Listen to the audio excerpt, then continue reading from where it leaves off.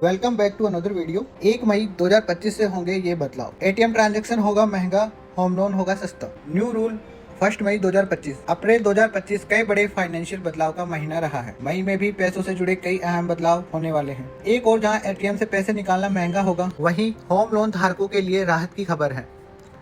इसके अलावा income tax return ITR filing की भी तैयारी की जा रही है, जो कि मई से शुरू हो जाएगी। यानी एटीएम ट्रांजैक्शन चार्ज कैसे बढ़ गए। 1 मई 2025 से एटीएम ट्रांजैक्शन महंगे हो जाएंगे।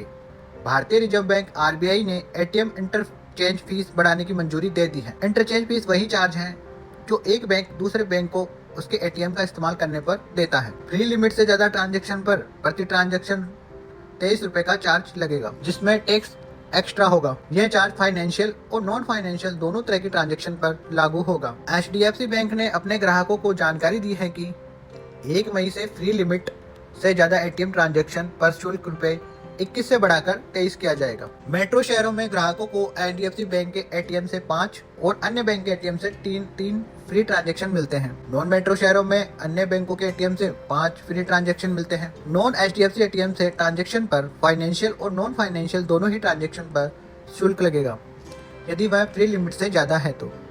वहीं HDFC के एटीएम पर सिर्फ नगद निकासी कैश विड्रॉल पर ही शुल्क लगेगा। पंजाब नेशनल बैंक PNB ने भी घोषणा की है कि 9 मई 2025 से अन्य बैंकों के एटीएम से फ्री लिमिट के बाद 23 रुपए प्रति फाइनेंशियल ट्रांजैक्शन और रुपए 11 प्रति नॉन फाइनेंशियल ट्रांजैक्शन का शुल्क लिया जाएगा। साथ ही GST अलग से देना होगा। होम लोन सस्ता होने की उम्मीद। 9 अप्रैल 2025 को RBI ने रेपो रेट में 25 बेसिस पॉइंट की कटौती की, जो फरवरी के बाद दूसरी बार है।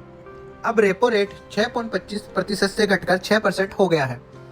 कई बैंक अपने ग्राहकों को इसका लाभ दे सकते हैं और अपने RLLR repo linked leading rate को घटा सकते हैं। इससे खासकर फ्लोटिंग रेट होम लोन लेने वाले ग्राहकों को राहत मिलेगी, क्योंकि उनकी EMI कम हो सकती है। अक्टूबर 2019 के बाद दिए गए सभी नए floating rate loan repo rate से जुड़े होते हैं। मई में जरूरी टैक्स काम ITR की तैयारी करें।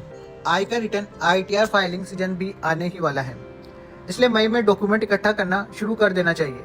आपको अपने ये डॉक्यूमेंट चाहिए होंगे। आप इन डॉक्यूमेंट्स को डिजिटल या फिजिकल रूप में रख सकें। सभी डॉक्यूमेंट्स को अच्छी तरह जांच लें और अगर कोई संदेह हो तो टैक्स सलाहकार से संपर्क करें। फॉर्म 16 जून में मिलने के बाद ITR फाइलिंग शुरू की जाएगी, लेकिन तैयारी अभी से जरूरी है। Bureau report time tool.